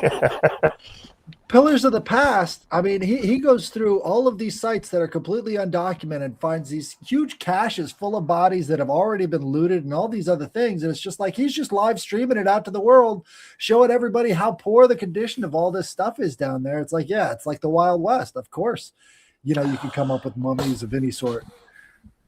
And then you have to wonder if it's like, he's in trouble right now, right? I didn't hear about that. Oh, yeah, he got accused of, Raul got accused of doing some bad stuff. And multiple women accused him. And so I don't know, is it true, or is it to silence this guy that's going and putting his dick skinners where they don't belong? So it's this kind of stuff gets really tough. The fact of the matter is, this is one of the reasons I scream about transparency. I should mention, I talked my friend Timmy. Hey Tim, sorry, I don't have the chat scrolling on the screen, so I have to keep another tab open to go look. I apologize. He wanted to know if I was going to talk about the stuff in Turkey, because I've been making a big stink about this portcullis. They call them a porthole stones. They're these big stones that have I will have it on my thing already. They're these big stones that have there's doors in them, right? So this thing here was dug up in 2010, and they reburied it shortly thereafterwards. They wrapped it in some plastic, and then they sifted the dirt, but they reburied it. I came after Lee Claire on Twitter about this a couple nights ago and asking him, hey, man, why the fuck are you guys doing this? This is bad optics. Ultimately, this is bad optics. This is a really cool looking artifact. You guys bury it. You've had shit stolen from Gobekli Tepe before. It was stolen out of the ground. Just bad optics. And he told me I was stupid, basically. And so I ended up lighting him up like a Christmas tree because, well, like Nick said at the beginning, you fucking deserve it, buddy. I got a shotgun here. I will use it. And I splattered him all over the place for a minute. But the reality of it is it's stupid.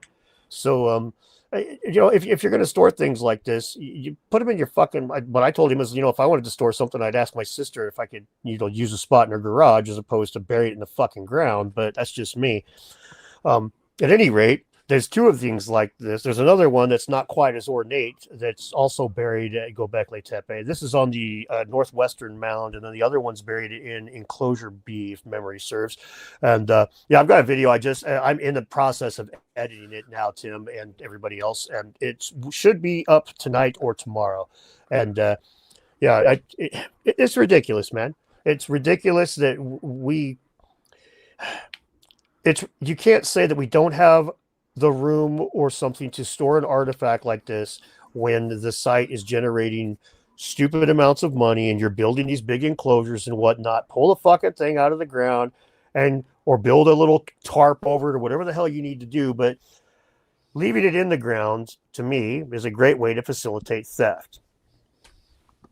And considering that we know that this is a problem, especially in poor nations, and now I told Lee Claire that if it got stolen out of the ground, that I would blame him. But when I was yelling at him, I didn't realize that it was buried under Klaus Schmidt. So I would have to be potentially yelling at Klaus Schmidt, who's no longer with us. But at any rate, burying artifacts in the ground is a great way to facilitate theft. And they're like, oh, but what's under CCTV footage nowadays? And I'm like, yeah, so was Epstein's cell. Didn't do him any fucking good, did it? I ain't buying that shit.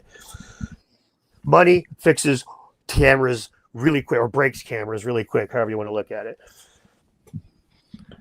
Especially when you got little animal effigies, it looks like right next to it. So, that's like what, 100 grand, 100 grand, 100 grand. You're just counting it up and making all the estimates right there from these pictures. Yeah. The thing that was stolen was the vulture-headed stone that's disappeared around 2010. It was a vulture-headed, it was like a human head with a vulture head on top of it that came from a statue. Klaus Schmidt was fined it came up to about $9,800 US was what it was at the time. And this is, like 2006, actually, I think it was. So it's a fairly substantial chunk of money, probably like 20 grand or so nowadays, but still nothing compared to what that thing sold for. So that's, that could have been a great cottage industry for him. Now, I'm not saying Klaus did that. The problem is this methodology allows for things to be stolen. When they're in the fucking museums, shit don't disappear unless the U.S. Army or somebody rolls through, right? Then the museums close down. But generally speaking, the days of cat burglars breaking in and using glass cutters to steal the jewels out of the little display case that's relegated to the movies from 50 years ago, man. The shit gets stolen when it's in the ground still, and you rob the armored car, not the bank, and ideally you rob the guy walking from the business to the car. Right. This is no brainer shit. You get the stuff when it's easiest. But again, these white collar folks, it's to their credit in a lot of ways. They're a lot of them they're just nice guys and don't fucking know any better. But because of that, the shitheel next to him that does know better can pretend he's ignorant as fuck too and sell this stuff on the black market. So anyway, rant over for a minute. Well, do you have? Sorry, real quick. Do you have an idea of what that might be? Yeah, they think it was used for doorways, for enclosures. Like they think maybe you were on top of the enclosures and like you would completely seal the enclosure from the ground and the only way in or out was from the top. Or maybe they were just stood upright and then they were a doorway to like a normal door. But this one's unique in the fact that it's two and it's pretty ornate. So it is the best example that we have found so far. And they're pretty sure it was a ceremonial type of gig on this one. But there is some. Go ahead. To me, it seems like what's missing from all of this is the sacred, because all of this is on somebody else's holy ground. And these archaeologists, they don't view it as holy ground. And these robbers, they don't view it as holy ground. And the people who would consider it holy ground, they're long dead. So this is why we have a problem, is because they don't have that sacred mindset. They're not looking at these objects as being sacred things. It's more of just more artifacts that they can catalog and put up on a shelf or keep in the ground. Yeah. Oh yeah. Yeah. Yeah, it's the stuff they would never say it nowadays, but in the time when NAGPRA was being debated in the United States, it was quite common to see the people opposing it say things like indigenous archaeology is pseudo-archaeology. Straight up. They just fucking straight up. No ifs, ands, or buts about it. If you're doing archaeology from an indigenous perspective, you're not doing real, it's fake. It's not science. So that's the attitude. And now they'll pretend now that that's not the case, but that's the way that they do that is they ostracize people like Elizabeth Weiss, right? If you guys know who she is, she's an anthropologist who is heavily critical of NAGPRA. So they ostracize her, but they still do the exact same things, the exact same methodologies that created all the problems to begin with, where they ignore indigenous accounts. And now it's one thing to take, and I can see why an Indian will get offended if you just come in and take an indigenous account and translate it into ancient artifacts, ancient technology, Atlantis every single time. I can see why that would get fucking old. It's like you're just taking my mess and you're just using them to push your narrative. However, that's no different than what the scientists are doing. We're going to talk about the peopling of the Americas. We want to know the Bering Land Bridge. So let's see how Kennewick Man fits into that. And the natives and the scientists argued about that one for a long fucking time. That standard operating procedure with those guys is ignore indigenous accounts. Pat them on the head. Thanks for the artifacts, boys. Okay. Anyway, I hope that answered your question, Tim. I gotta look and see if Tim's a good guy. I want to make sure I made him happy with that. Sorry. No, that's fine. No, that was great. Thank you for bringing that up. Thank you, Tim. And thanks, Nick. Yeah, I need to get more monitors. I need to buy one of those bat cave setups instead of this little laptop and shit. But I'm so man, dude. My shoes still have holes on them and shit, dude. I'm always gonna be poor white trash no matter how much money I have. So, aren't we all? Yeah, aren't we all? Pretty much. Yeah. Oh. Was there anything anybody else wanted to ask? We could wrap it up soon. Yeah. All right. Okay. Well, Dan, thank you very much for coming on again, man. It's always a blast. Hell yeah, man. I really appreciate it. About a lot more than I thought too, which was great. Nice. Before we wrap it up, I'll let everybody plug their shows again. Judith the Loon. If you're doing, I know you might have been having technical difficulties over there. Oh. Yeah. If my volume acts funny, No, I'm you're sorry. good. You're good. You're good. Okay. You can catch me at on YouTube and on X as the Loon. Thank you. And thank you for having me, Nick. Of course. And Headless Giant, what is going on, sir? How you doing? Yeah, I apologize for the motorcycle rally that goes on outside my door every time I start podcasting, but that's the way things are. Okay, that's what's yeah. Well, you can find me on X and on YouTube, also on Instagram at the Headless Giant, and check out my show with Ethan Indigo and Riccardo Calvadio when we were talking about the all sorts of crazy stuff this morning, free energy, machine elves, all kinds of stuff. It's a great 2-hour round trip. So check out the trilogues. Thank you. Oh, yeah. Thank you, sir. And Brandon, please let them know where they can find you. Please head on over to Magus in the Media on my YouTube, on my X, on my Instagram, on all the social media platforms. I'm here to help break down the myth, the magic, and the meaning, and the things and all the shit that we love together. I want to say something before I go. I just want people to know that even though we're occultists, as this is a comment that I saw, and I shouldn't react to comments, but I'm going to do it anyway, is that there are people out there who want to comment, and it's fine. But I think you forget that the occultists that you see on this panel, even if they don't say it, I'm going to say it for you. We are very divine people. Like we worship things and gods, and like we look at Nick is doing the sacred architecture stuff right now. And so if you don't think that we don't want to walk into churches and feel the mystical beauty of the divine, you're fucking crazy. And so you know who you are, who I'm responding to. And I just want everybody to know that we are God's people. And we all are God's people. And it doesn't matter what God, it's the divine, and we worship that which is. And so I'm feeling hot and spicy because I'm in a hot and spicy land right now. Oh, yeah, and I just truly feel that I want us to help rewrite what it means to be an occultist, a magician, a king, a lover, and a warrior. And I think it's a really important thing for us all to know. And so, like I said before, I want everybody to do that for themselves. And so tap into your nervous system, become your own hermetic, become your own magician, king, lover, warrior, and just do the thing. Listen and follow everyone here, because there is shit going on right now, and it's time for us to take over this world in our own bubbles. And I think everyone here can agree with that. And so again, Nick, you're the man. Dan, I love watching you do what you do on X and everything that you're doing. And so I so appreciate you coming on here and chatting with us, and just continue fighting the good fight, because there's fucking morons everywhere, and we just got to flap them away with all the great things that we do. So there we go. That's what I got. Thank you.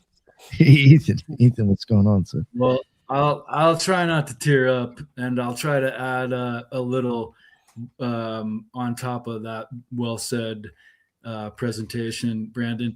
I think of Occult Rejects as de-occultists, right? We've been rejected by the secrecy and are sharing ideas, all of us. So I think that's a really powerful, proper thing to do.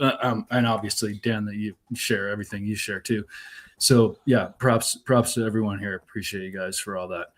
And Ethan Indigo Smith on all the social media. And I, again, just appreciate everyone and on the chat as well. So thank you for making it, Ethan. Always appreciate it. Dan, please. This is the Super Sexy Dan. Let everybody know what's up with you, where they can find all your stuff, any events coming up that you'll be speaking at, please. Yep, I'll be in Sedona, Arizona, May 1st through 3rd for the Quest for Ancient Civilizations Conference. It's going to be a lot of fun. I'm going to be out drinking and partying with everybody, and it's going to be great. You can find me on YouTube and on Twitter and on Instagram and stuff. I'm around. You'll probably find my links at debunking stuff. People know who I am. They just don't like me. Really quickly, one thing to say about being all of us being our own kings or being our own things is, people. The singer Jewel said that we're God's hands. She sang that over and over and over again at the end of one of her songs. And if you look at things that way, sometimes God's giving you a massage, but some people, they don't deserve a massage. Some people deserve a fucking 2-pound sledgehammer to the ass, and that's when I'm God's hands. So the rest of the time, you guys give them a massage. When they need their fucking teeth knocked in, hallelujah. Sounds good. But thanks a lot, man. This has been a lot of fun. I really enjoyed talking to you guys. Thank you so much for weighing in. Sorry you had technical difficulties, Judith. But yeah, we'll have to do this again sometime soon. Hell yeah, and I'll always have a blast with you, man. And if he says he's going to be hanging out and partying, he is. He will be. I know for definitely will be. yeah, and he's a cool motherfucker in person too. So definitely. Shucks. No, if you can make it to that event, I highly suggest it. Like I said, I went to the last one. Me and Hellas were there. It was a blast. It was amazing speakers, a great time. Even if the food was fucking slamming too. So yeah, it was. It was a lot of fun. Yeah. Awesome. So check it out. And again, thank you, Dan, and thanks for sharing it out. That's awesome. It was great to see a lot of the comments from your side in here too. Good stuff. That's why we go live. And until the next one, everybody be well. Later.